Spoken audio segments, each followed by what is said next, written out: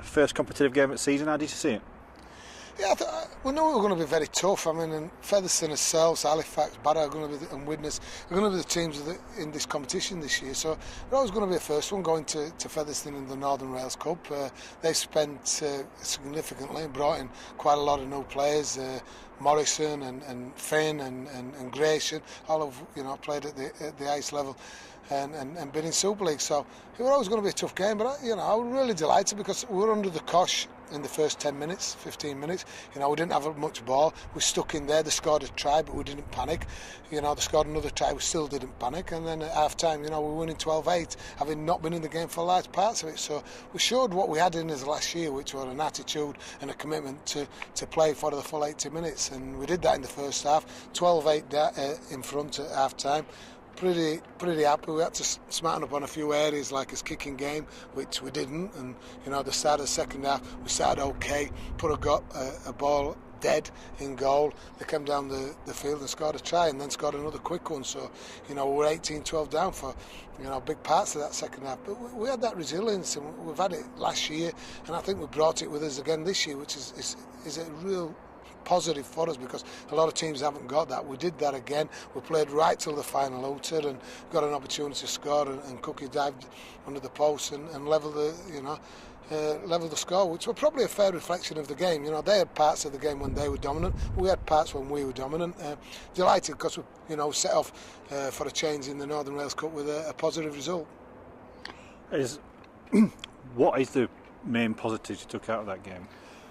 Playing for 80 minutes, and again we've still got more players to come in and have a look. Young Tim Bergen that we brought in from Ireland that's only played 1 or 2 games with us. He looked really strong. Mossop looks good. Getting Aaron Groom and Jeddah back on the field. So we've got a real strong, really strong squad this year, and that's going to be important to us. There were people like Ryan Epworth missing, Peter Green missing, Matty Brooks missing, Menzi Yeri.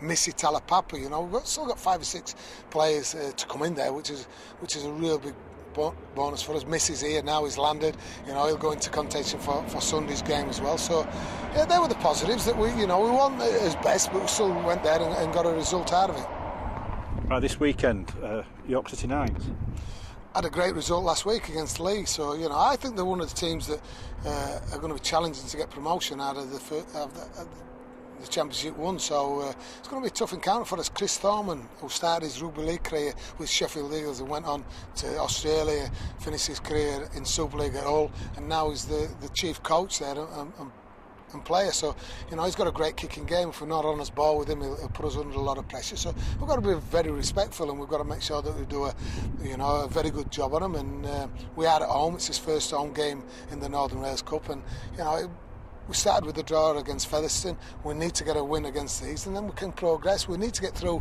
to the latter stage of this competition this year. I think the team's good enough to win something. There's no doubt about that.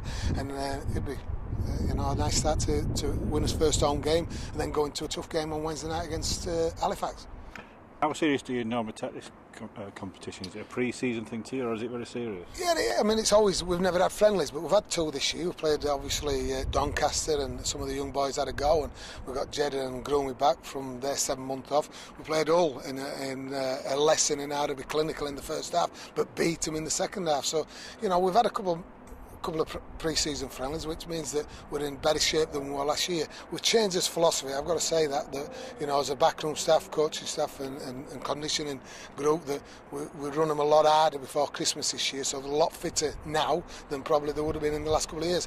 That's because I feel that we're ready to challenge for this competition, whereas before we've just been using it to get us ready for the league season. We showed what we're capable of in the league season last year by finishing 3rd and not winning the competition by only 2 points. So we need to go a little bit better than that this year.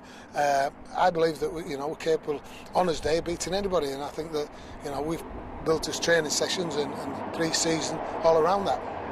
You've alluded to Hull already.